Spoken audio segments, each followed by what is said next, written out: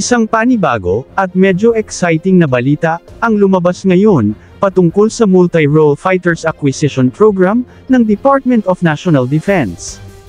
Iniulat, ng ilang kilalang defense pages, sa South Korea, na umabot na umano, sa isang kritikal, at napaka-importanteng milestone, ang negosasyon, sa pagitan ng Pilipinas, at ng Korean Aerospace Industries, para sa posibleng pagkuha, ng KF-21 Boramae, ang pinakabagong 4.5 generation multi-role fighter aircraft, na maituturing na isa sa mga pinakamodernong eroplano, na maaari nating makuha, sa kasalukuyan.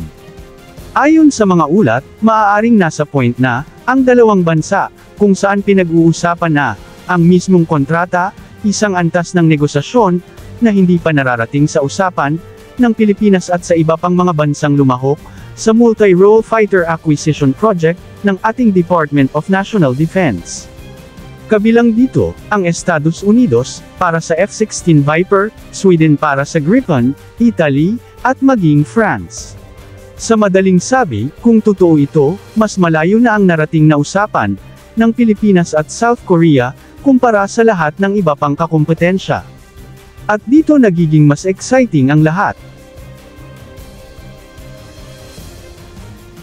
Sentro umano ng negosasyon, ang plano, para sa multi-batch acquisition, ng KF-21 Boramae, na tatawaging KF-21PH, sa sandaling maging opisyal, ang kasunduan.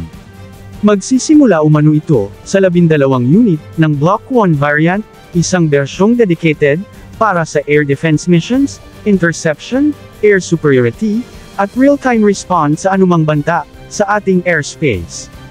Mas kapansin-pansin pa rito, ayon sa mga ulat, ay ang kakayahan ng South Korea, na simulan ang delivery ng mga unang batch, sa loob lamang ng 3 taon, mula sa pagpirma ng kontrata. Sa mundo ng malalaking defense procurements, kung saan ang paghihintay ng 5 hanggang 10 taon, ay normal, ang 3 taon, ay isang napakalaking advantage. Ngunit hindi nagtatapos ang kwento doon. Kasama rin sa plano, ang mga follow-on orders, para naman sa Block 2 variant, ang mas advanced at mas powerful version, ng KF-21 Boramae. May kakayahan ito, na maglunsad ng malawakang air-to-ground operations, makatugon sa electronic warfare threats, at magsagawa ng precision strike missions, na hindi kayang gawin ng maraming kasalukuyang fighter jets, na nasa arsenal ng Pilipinas. Sa madaling salita, dito pa lang, ay tinutulungan na tayo ng South Korea, na i-transition ang Philippine Air Force, sa tunay na era ng modern air combat.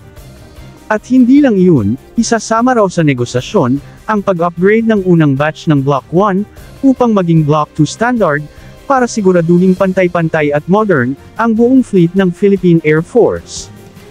Matatandaan, na una nang sinabi, ni Defense Secretary Gilberto Teodoro, na target nila na makabili, ng 40 na eroplano, kasama pa ang 2 aerial refueling aircrafts, at 2 airborne early warning and control aircrafts.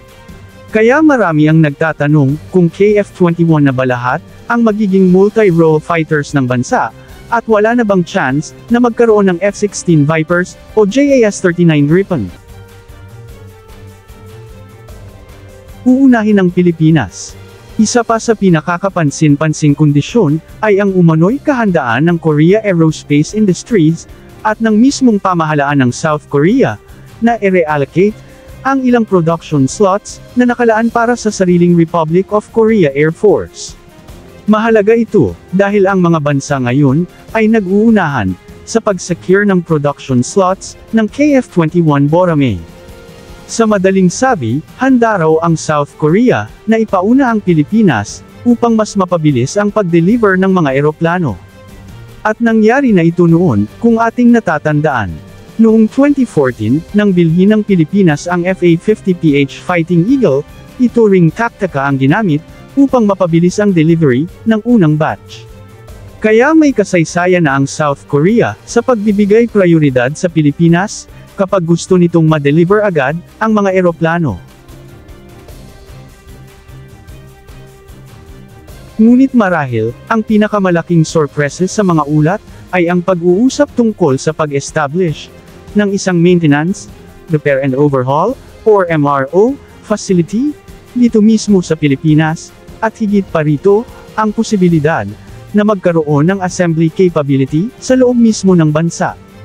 Kung mangyayari ito, hindi lamang tayo magiging isang bansa na bumibili ng modernong fighter jets.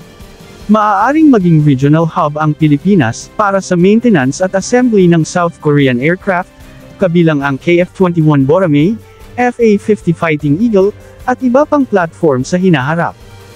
Ang ibig sabihin nito, mas mabilis, at mas mura ang maintenance. Hindi na kailangang e-export ang bawat component papunta sa South Korea. Mas iangat ang teknikal na kakayahan ng ating local aerospace industry. Mas maraming trabahong mataas ang antas, at technical expertise ang malilikha sa ating bansa. Sa ngayon, iisang kumpanyang dayuhan lamang ang nag-alok ng MRO facility, ang Lockheed Martin, para sa kanilang F-16 Viper at iba pang aircraft. Ngunit mas mataas ang alok ng KAI dahil may kasama pang potensyal na local assembly line na maaaring maging game changer sa buong Philippine defense industry. Kumpara sa ibang bansa, bakit mas maaga ang Korea?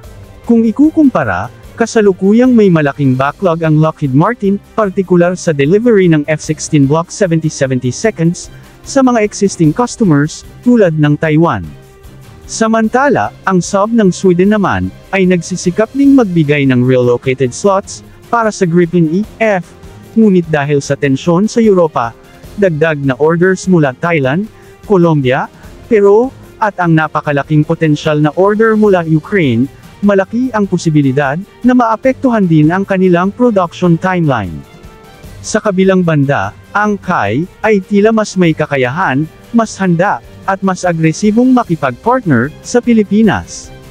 Isang paalala, subalit mahalagang linawin dahil sa kawalan pa ng sapat na kumpirmasyon mula sa ating Department of National Defense, hindi pa natin ito lubos na makumpirma. Ang mga ito ay mga ulat pa lamang, at hindi pa opisyal na anunsyo.